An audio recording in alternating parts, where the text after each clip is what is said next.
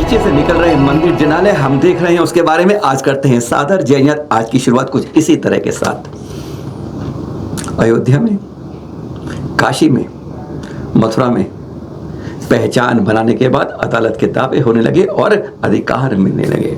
और अब बात कर रहे हैं भरूच गुजरात की जामा मस्जिद के नीचे। हमने कई बार इसके बारे में आपको पहले भी बताया है, क्योंकि वहां पर यह आता है कि 1400 ईस्वी के बनी हुई, यानी 13 साल में बनी थी। अलाउद्दीन खिलजी के आक्रमण के बाद यह मस्जिद, जामा मस्जिद, जैन मंदिरों के खंभों से लेकर बनी है। लेकिन इसके यह नहीं मालूम था कि इस बात को सरकार भी मना करती है, अपनी साइट पर लिख कर रखती है। पर क्योंकि जिनालय है, जैन मंदिर है, इसलिए इस पर ज्यादा बात नहीं होती है। खैर, कहते हैं सुबह के बूढ़े शाम को लौट कर आ गए।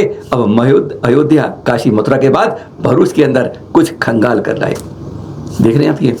अब चर्चा में है भरूच की जामा मस्जिद। 700 सालों से यहाँ भी एक कमरा बंद था, जिसको खोला गया। हैरान हो गए। वहाँ पर 19वें तीर्थंकर मल्लीनाथ जी की सैकड़ों वर्ष प्राचीन प्रतिमा आज भी है। और भी ऐसे 100 अनेक अवशेष मिले हैं जो सिद्ध करते हैं कि यह मस्जिद नहीं, जिनालय है। बस इसी बात को लेकर आज जगह जगह पर इसकी चर्चा हो रही है। पर प्रशासन, सरकार इस पर अभी हाथ नहीं रख रही है, क्योंकि अयोध्या में कुछ और बात थी, काशी में कुछ और बात थी, मथुरा में बात थी, पर यहाँ तो जैनों की बात है। शायद यही बात है, इसलिए इस बात को ज्यादा आवाज नहीं उठ रही है। वो है ना शंकराचार्य मुक्तानंद स्वामी भरूच में, उन्होंने कई वर्षों से कह रखी है बात कि इसके नीचे तो मंदिर है। यानी आप सोच सकते हैं जिनालय मंदिर में क्या बात है। हाँ, मल्लीनाथ जी की प्रतिमा है, जैन प्रतिमा है, जैन मंदिर की बनी है, सब मानते हैं। पर यह बात कहने को नहीं जानते हैं कि यह जिनालय है, मंदिर नहीं है।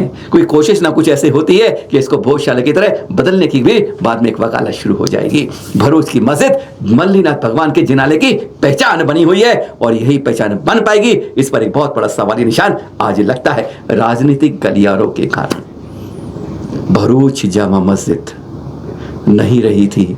इतिहास कहता है 800 साल पहले यह विशाल मंदिर जैन मंदिर था, जिसे अलाउद्दीन खिलजी ने तोड़ने के बाद, और कहते हैं वहां के अवशेषों को देखने के बाद आज हर कोई यही कहता है यह दिगंबर जिनालय है, मस्जिद नहीं है। अब देखने वाली बात है समाज किस करवट बैठता है, कैसे आवाज उठाता है और कैसे अपने अधिकार को पाता है। पिछले 4 दिनों में हम बार बार मुंबई की सफेद लाइन पर आपसे चर्चा कर रहे हैं। सफेद line, white border, white strip on the societies roads, हमारे श्वेतांबर भाई की ओर से लगाई गई। इसमें श्वेतांबर दिगंबर की बात नहीं है, उनके साधु साहब आए, महाराज साहब आए, इस चौमासे के अंदर घर घर पहुंचे, इस भावना से लगाई गई, कोई बात नहीं थी। पर उसे कहा गया कि यह कैंसर बन रही है, जैन जिहाद की नाम पड़ रही है। कुछ ऐसे एक इन्फ्लुएंसर हैं, प्रसाद वेद पाठक, जिन्होंने इस बात को भड़काया, आपस में 2 संप्रदाय को लड़ाया। एक पार्टी है राजनीतिक, नाम नहीं ले रहे, उसने तक धमकाया। जगह जगह कहा गया हम धरने में बैठेंगे, प्रदर्शन में बैठेंगे, कब्जा करे जा रहे हैं, सड़कों पे कब्जा कर रहे हैं, सोसाइटी कब्जा कर रहे हैं। आज यही बातों को फैला रहे हैं, और मीडिया भी इसमें कुछ मजे लेने के लिए उसने भी उसको उकसाया। आज आपको मालूम नहीं हुआ, मराठी चैनलों में और सोशल मीडिया पर आज यही चर्चा का विषय बना हुआ है। देख रहे हैं व्हाइट लाइन क्यों है, नहीं समझ पाते।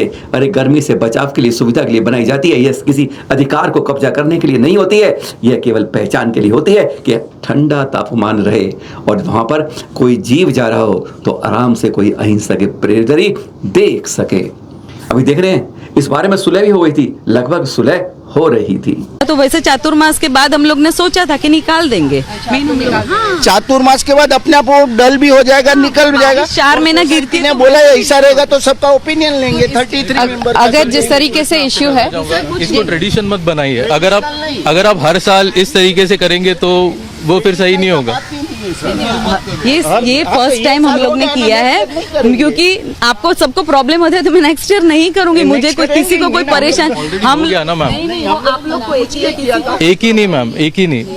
आप बात करिए, आप मीटिंग रखिए, आपको पता चलेगा कितने लोगों को प्रॉब्लम हुआ है। ऐसा रहेगा ना, नहीं आप नहीं, प्रसाद नहीं। सर, आपको ऐसा रहेगा, अपन 33 मेंबर का मेंबर को सजेशन देंगे, राजीव, कमेटी का जवाब- वोटिंग ले, जवाब- और वो वोटिंग में आ जाएगा कि अनफेवरेबल हो गया तो नेक्स्ट डे कि जब ये हुआ ना, सर अगर एक सिर्फ मिनट। मुझे अकेले को भी तकलीफ होगी ना तो मैं ये नहीं रहने दूंगा। ये मैं आज हाथ जोड़ के आपको बोल रहा हूँ, मैं धरने पे बैठ मैं जाऊंगा। बोल रही हूँ, जब भी मैं ये धरने किया पे ना, बैठ तभी जाऊंगा। आपने परमिशन नहीं लिया, तभी आपने वोट्स नहीं लिए। मैं ये बोल रही हूँ, जनरल बॉडी इसमें कुछ इतना इश्यू नहीं। सोसाइटी वाले ने क्या बोला कि ये पट्टे होने से कोई आदमी को प्रॉब्लम नहीं होता है, कोई कार किसी को कुछ प्रॉब्लम, क्या प्रॉब्लम होगा। प्रसाद वेद पाठक जो इन्फ्लुएंसर है, उन्होंने इस बारे में बहुत कुछ कहा, उम्मीद से ज्यादा कहा, जुबान से ज्यादा बोला। उन्होंने तो यह कह दिया, जैनों के पूरे समाज को जिहाद बोल दिया, जैन जिहाद। यह भी कह दिया, लिखते कुछ है वो, अंदर घर में कुछ होता है। वो तो कहते हैं गणपति तक के बारे में किस कैंसर बोल देते हैं। हिंदू परंपरा को देखो, कैंसर तक बोला उन्होंने, बहुत कुछ बोले। शब्दों के बारे में उन्होंने जानबूझ के लगा कि वो दो संप्रदाय को लड़ाने के लिए अपनी एक मुहिम भूमिका निभा रहे हैं। आज यही कारण है कि अब उन पर FIR करने की बीजेपी के काउंसलर द्वारा पूरी तैयारी कर दी गई, कॉर्पोरेटर द्वारा। और उन्होंने कर दी कि भाई दो समाजों को लड़काने वाले, अहिंसा समाज के बारे में जिहाद बोलने वाले, उनको भड़काने वाले, समाज को आपस में लड़ाने के लिए सांप्रदायिक वाले, और गणपति के लिए कैंसर कहने वाले हिंदू समाज को अब उन पर FIR करना ही सही कदम होगा। जी तक्रार त्यांनी जे ट्विट केली आहे जैन जिहाद म्हणून, आणि त्या जिहादमध्ये त्यांनी असं सांगितलं, I am a victim of Jain community, अशा प्रकारची जे ट्विट केली आहे। म्हणजे जैनी लोकांना सगळ्यांना जिहादी म्हणून त्यांनी जे संबोधित केलं आहे त्याचा माझा नंबर 1 विरोध आहे। दुसऱ्या क्रमांकावर त्यांनी ज्याप्रमाणे वाईट पट्ट्याचा मुद्दा घेऊन संपूर्ण मुंबईभरामध्ये, महाराष्ट्रभरामध्ये ज्या प्रकारे स्वतःचे इन्फ्लुएन्स वाढवण्यासाठी, बिकॉज ही इज इन्फ्लुएन्स, पैसे कमवतो त्या चॅनलच्या मार्फत, स्वतःच्या स्वार्थासाठी संपूर्ण दोन धर्मामध्ये त्यांना काय म्हणता येईल, दोन धर्मामध्ये तेढ निर्माण करण्याचं काम हा व्यक्ती करतोय, त्याच्या विरोधात माझा आक्षेप आहे। क्रमांक 1, जैन धर्म हा फक्त गुजरात्यांचा आहे का नाही आहे, मराठी धर्मामध्ये सुद्धा जैन धर्म मानणारे लोक आहेत, शीखमध्ये सुद्धा जैन धर्माला मानणारे लोक आहेत। म्हणजे एका प्रकारे दोन धर्मामध्ये ॲक्च्युली तर हिंदूच्या विरोधात हा माणूस हा काम करतोय। त्यांच्याकडे सगळे जर चॅनल वगैरे आपण पाहिली असेल त्याच्यामध्ये तो घरी काय कुराण करतो आणि काय करतोय, आणि त्याच्या पण पुढे जाऊन हा माणूस लिहितो मी गणपतीला मान, उद्या गणपती पॅन्डलवर ते विरोध करणारा माणूस आहे।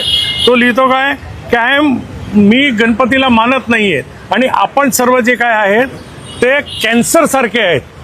आता सगळ्या समुदायाला, हिंदू समाजाला जो कॅन्सर सांगत असेल असा व्यक्ती जो दोन धर्मामध्ये तेढ निर्माण करतो, त्याच्या विरोधात सक्त कारवाई झाली पाहिजे असं माझं म्हणणं होतं।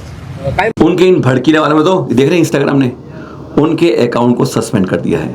यह एक लिंक मिल गया है, नहीं तो इसके ऊपर हमको दिखाते कि किस तरह की इन्होंने बातें करी हैं। इन्फ्लुएंसर होते हुए भड़काने के लिए कोई कोशिश नहीं छोड़ी थी।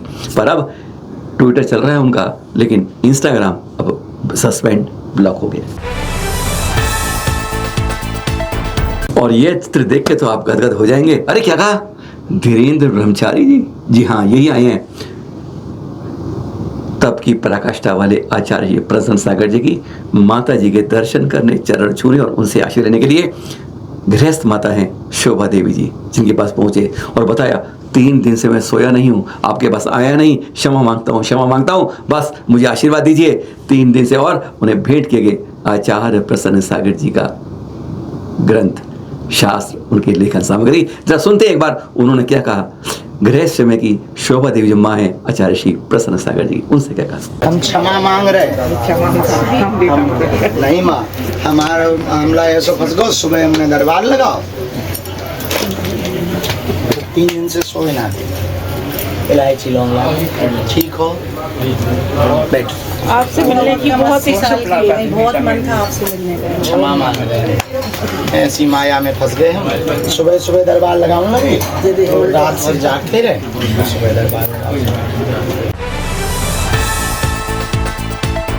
अब बात करते हैं एक और।